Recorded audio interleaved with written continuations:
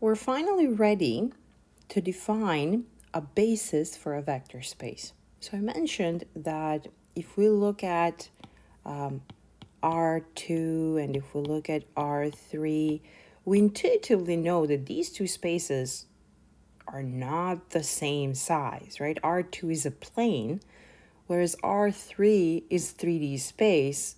Well, it's a lot bigger, right? These 2 and 3 sort of indicate how big these two spaces are comparatively speaking.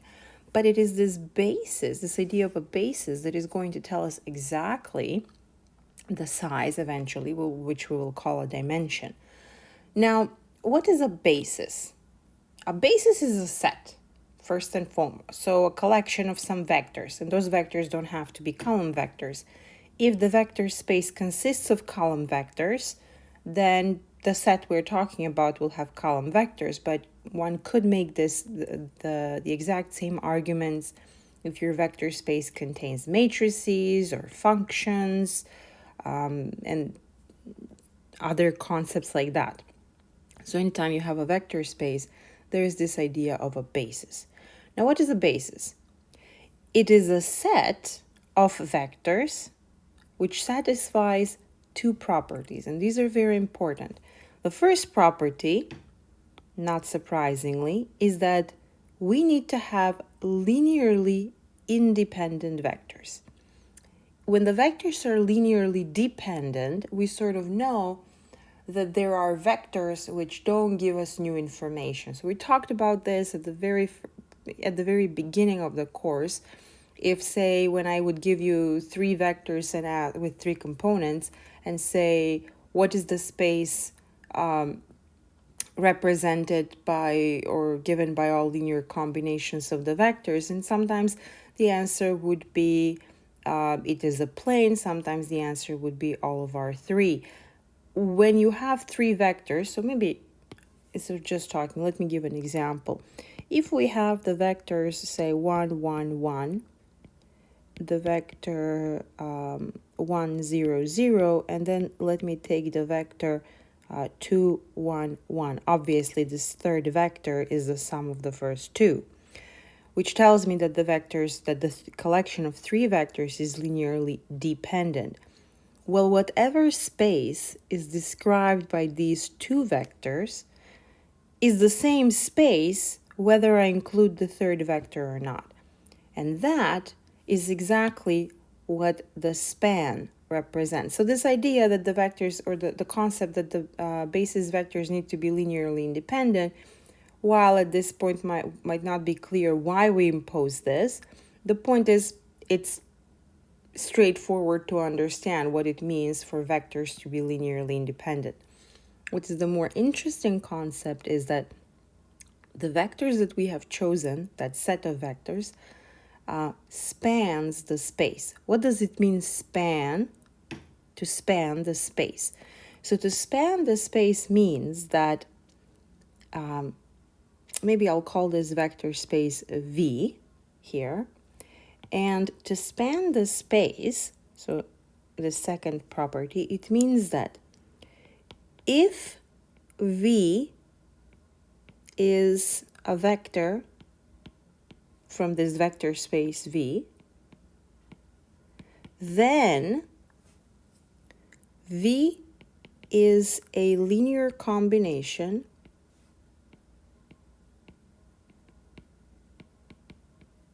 of the basis vectors.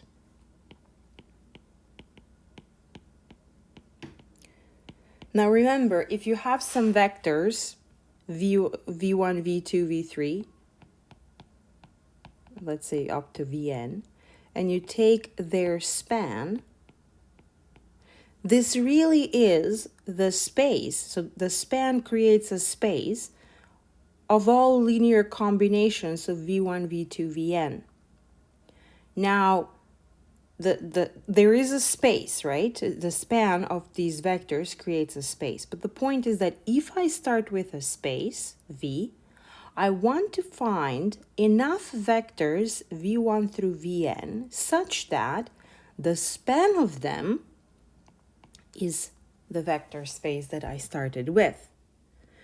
the linear independence condition ensures that I have the smallest number of vectors that I can possibly take, so that when I take all of their linear combinations, that's that word here, take all linear combinations of v1, v2, vn, that will allow me to describe v.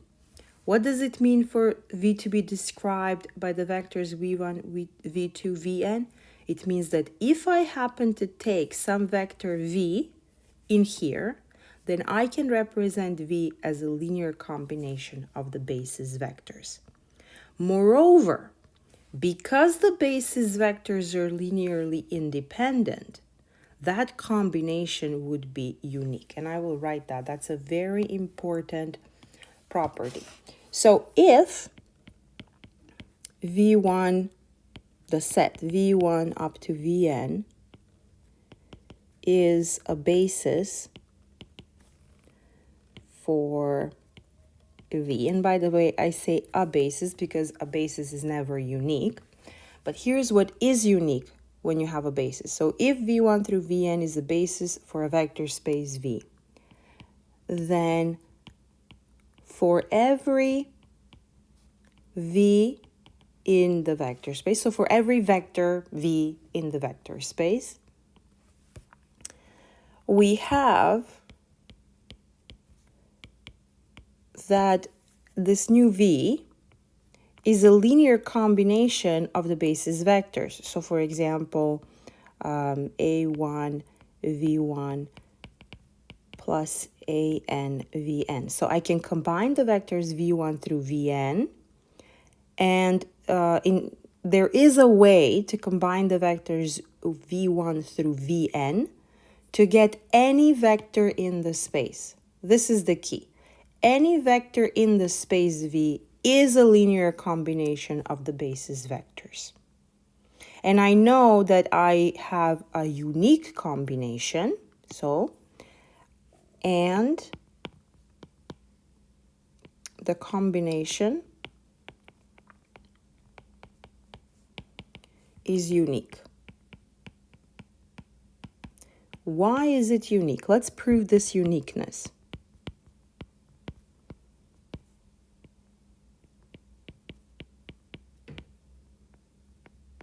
There is, the fact that I can express v as a linear combination of v1 through vn, that's the definition of a basis. So there is nothing to prove there. This is how I'm introducing the concept. But the fact that the linear combination is unique is non-trivial. And this has to do with the fact that the vectors are independent. Okay, let's see the proof. So we are going to make this proof by contradiction. So let's assume that the combination is not unique. In other words, that I can express v as, in another way, as b1 v1 plus plus plus bn vn. So I'm sort of assuming that the a's and the b's are possibly not the same. So I know that I can express v as a combination of v1 through vn with these coefficients a1, a2 through an. And now I'm assuming that I can do that with a different set of coefficients b1 through bn. Well, if that is the case, then, so look at these two equations, this one and this one. I'm going to group the left-hand sides. I'm going to subtract the left-hand sides, and I'm going to subtract the right-hand sides. So what am I going to get? I'm going to get v minus v on the left-hand side, and on the right-hand side, I will be grouping a1 v1 minus b1 v1. So I can write a1 minus b1, both multiplying v1, and in a similar way, I will continue for all components all the way to an minus bn times vn. Now, on the left-hand side, I have v minus v, but that's just the zero vector. So I have a linear combination of the v's, v1 through vn, that gives me the zero vector. but V1 through Vn are linearly independent. Since the vectors are linearly independent, I know that the only way to combine these vectors to get the zero vector is if each of the coefficients that multiply the vectors must be zero. So since V1 through Vn as a set are linearly independent, A1 minus B1 must be 0, A2 minus B2, etc., all the way to AN minus BN is 0. Well, if A1 minus B1 is 0, it means that A1 equals B1, and same goes for AN, BN. So we see that I wrote something different here. I wrote different letters, but the numbers that these letters represent are the same. A1 must equal B1, AN must equal BN. So whenever we have a basis of a vector space, we know that each element, each vector in that vector space can be represented as a linear combination of the basis vectors. And we know that that linear combination is unique. So these are two very important concepts that describe for us a vector space. So when you have a basis for a vector space, you sort of have everything. Now, let's frame this question for one of the vector spaces, or rather even for two vector spaces. So we've introduced two vector spaces for matrices. So we have introduced the column space of A, of some matrix A, and the null space of some matrix A. So let's find a basis for the column space of A and a basis for the null space of A, given some matrix. So let's say we'll take the matrix A that looks like this: 1, 1, 1, 0, 1, 1, 0, 0, 1, 1, 2, 3, for example. Now, this matrix is 3 by 4, which means, it has 3 rows and 4 columns. So I know that the columns of A cannot all be independent because there are only 3 pivots. If I observe that the first 3 columns of A are definitely linearly independent. How do I know? Well, if I focus my attention on this matrix over here, if I look at this 3 by 3 matrix, this matrix is lower triangular, which means this matrix is invertible. Since the matrix is invertible, I know that the columns must be linearly independent. Then I know for a fact that all 4 columns are not going to be linearly independent. So if I were to carry out elimination, these would be pivot columns, and this one would end up being a free column, right? Observe here that column 1 plus column 2 plus column 3 equals column 4. So, of course, we do have a linear dependence between the 4 columns. But the point is not to pick on the 4th column. I don't have to choose the first 3 columns. All I need to do to get a basis for the column space of A is to take 3 linearly independent columns. Why 3? Because I see that A would have 3 pivots, because the rows are linearly independent, because I have 3 columns that are linearly independent, and I know that since these columns are in R3, I cannot have more than 3 such columns. So having 3 is already reaching the maximum number.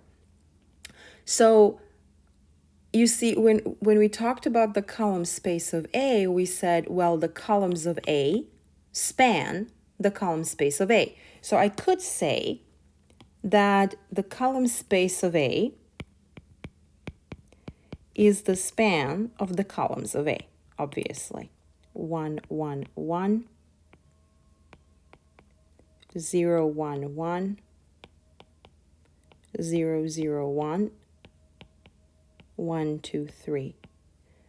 So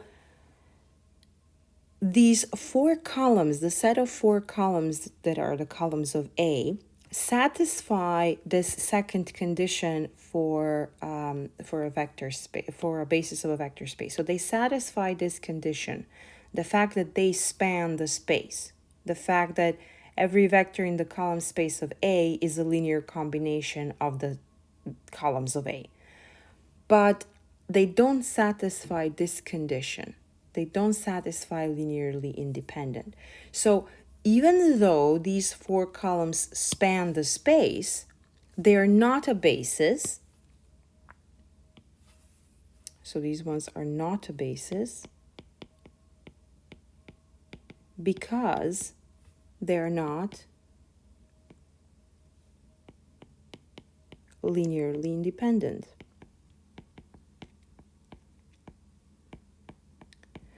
But since I see that the first 3 columns are linearly independent, I could take that as the basis, as a basis. So the column space of A is also span of just the first 3 columns.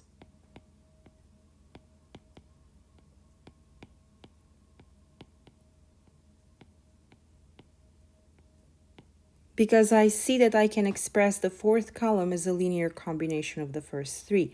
So in some sense, that 4th column doesn't give me any new information in my attempt to describe the column space of A.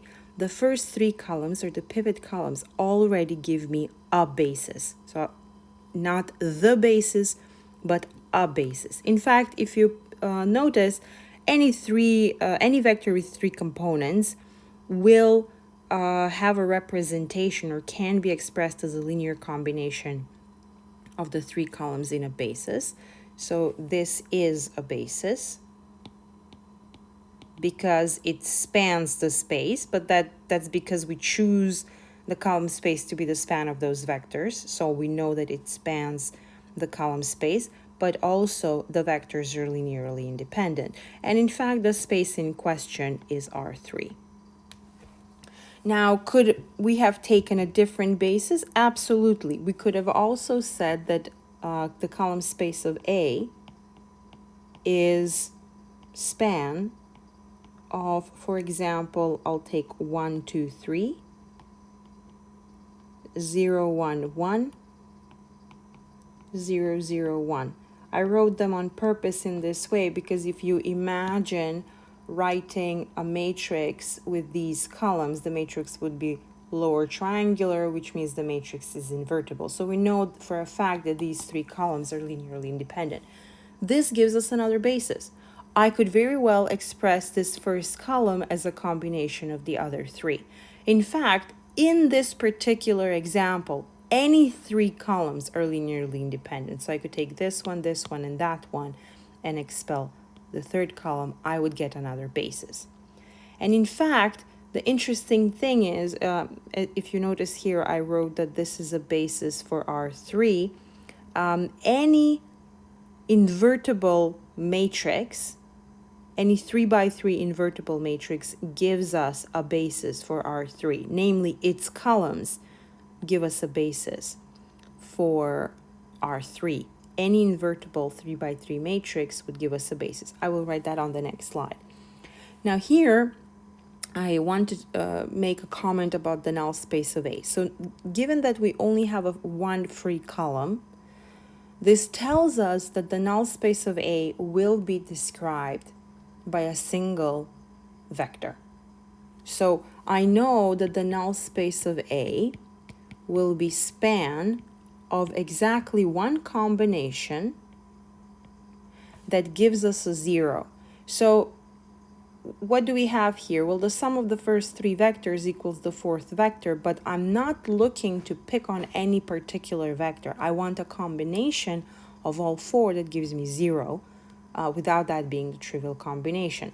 Well, if I have column 1 plus column 2 plus column 3, but minus column 4, I will get 0, because the first 3 are exactly the 4th one. Well, that combination is just 1, 1, 1, negative 1. So the null space has a basis that consists of this vector.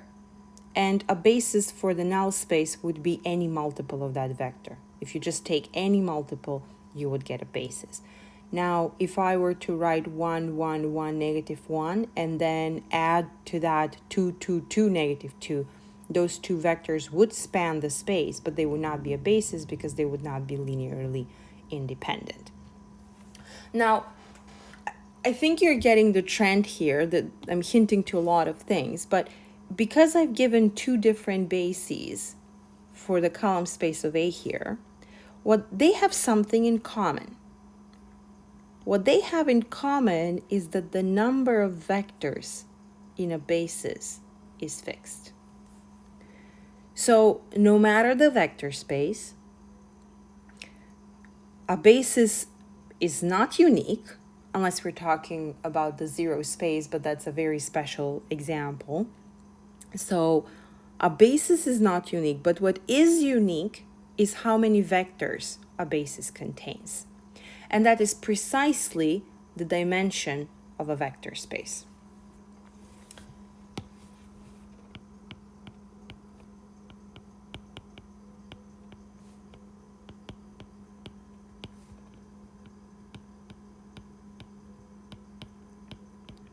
Well, the definition is very, very simple.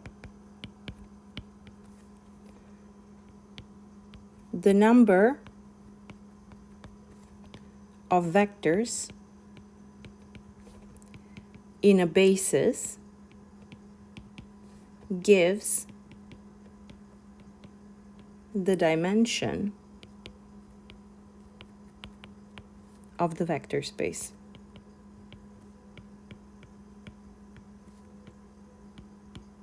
So this dimension is the true size of a vector space.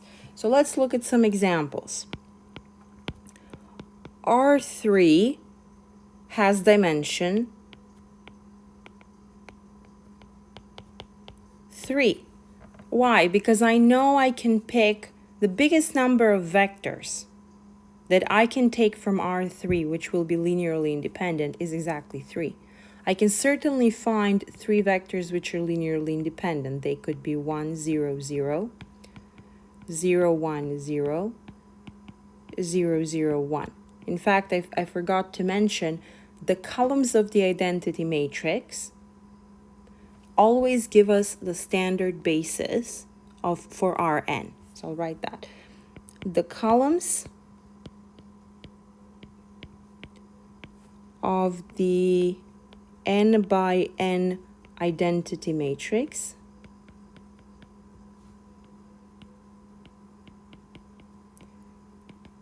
give the standard basis of Rn. Rn is n-dimensional. You could think of dimensions as degrees of freedom, but in linear algebra, really what we mean is that we need at least n vectors to describe the space Rn. What do we mean by describe the space of Rn? Well, it means that if I take a vector with n components, I can represent it as a linear combination of the basis vectors. By the basis, I mean a basis of some kind of choice. And I have to have exactly n vectors. I cannot have fewer if I want to be able to describe any given vector in Rn.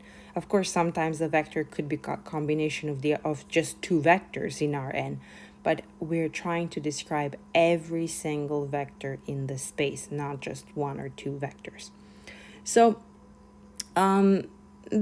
today was a fairly theoretical